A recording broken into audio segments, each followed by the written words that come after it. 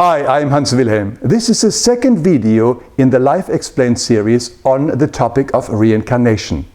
In my first video, I explained how reincarnation works.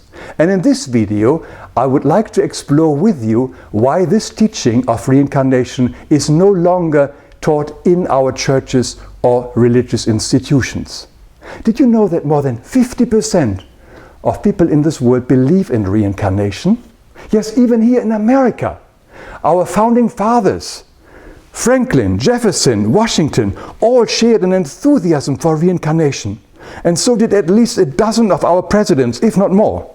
Well, as also the captains of industry like Thomas Edison, Henry Ford, Paul Getty, and many others. What many people do not know is that the knowledge of the re-embodiment of the soul was also known to the early Christians. It's mentioned in the Bible several times. In Matthew and Mark, we find passages of how Jesus asks the question, "Who do the people say that I am?" And his disciples tell him that people think he is John the Baptist, Elijah, Jeremiah, or one of the great prophets who has come back as Jesus. And in Matthew, Jesus actually explains twice to some of his disciples that John the Baptist has been the prophet Elijah in a previous lifetime. Why would Jesus teach reincarnations to his disciples? Jesus was a Jew, and so were all his disciples. And for many Jews at the time, reincarnation was a fact of life. It was mentioned in the ancient mystical text of the Kabbalah that teaches the soul cycle, also called the Gilgal Neshamot. Even today we have several Jewish denominations that believe in reincarnation, like the Hasidics, the Shabbatniks, and other Orthodox Jewish groups. We know from the writings of the old church fathers like Origen that the knowledge of reincarnation was widespread in Christianity in the first few centuries. But why is this important component of Christ's teaching no longer mentioned in our churches of today? What happened? To find the answer to this question, we have to go back to the 6th century, to the Eastern Roman Empire. You see here the Mediterranean, Italy, you see Greece, Turkey, and the Middle East. Now, the Eastern Roman Empire at the time was ruled by a very powerful emperor called Justinian I.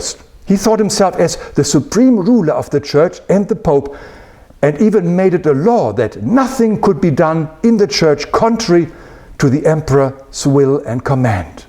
He was a real despot, and to deal with the general war situation in the Eastern Roman Empire and the threatening danger of a domestic political religious war in what is today the Palestine area, he commanded that everybody accepted his style of Orthodox faith, which included the removal of the teachings of reincarnation.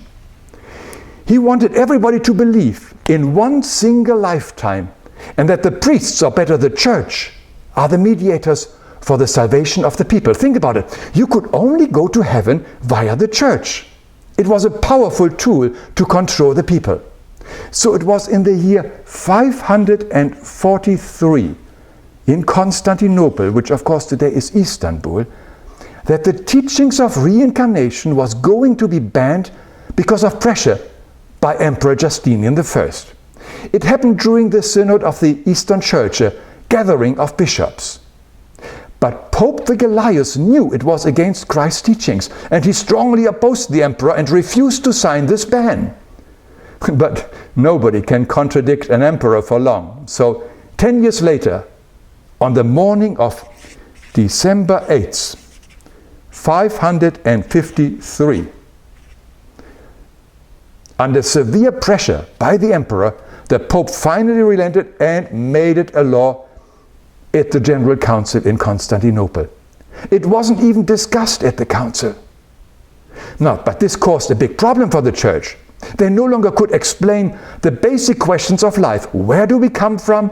Why are we here? And where do we go? So they had to invent totally new dogmas to fill the gap of reincarnation. For instance, they came up with things like the original sin, the creation of the soul at the time of conception, mortal sin, the judgment day, purgatory, and eternal damnation. None of this was taught by Jesus. But Justinian I didn't care. After all, he was the ruler of the church and the Pope, and he made the rules. Unfortunately, all Christian denominations that later split off from the Catholic Church, like the Protestants, the Baptist, Anglican Church, and 1,000 others, never bothered correcting this fundamental flaw. But the knowledge of reincarnation was never forgotten. It was always taught in the educated and secret societies, and it is now reaching a new revival in the Western world. Today there are more and more Christians who know about this law and are once again willing to live according to the original teachings of Christ. Now I hope you're inspired to explore more on this subject. And maybe you want to watch related videos like the one on the law of karma and how karma works.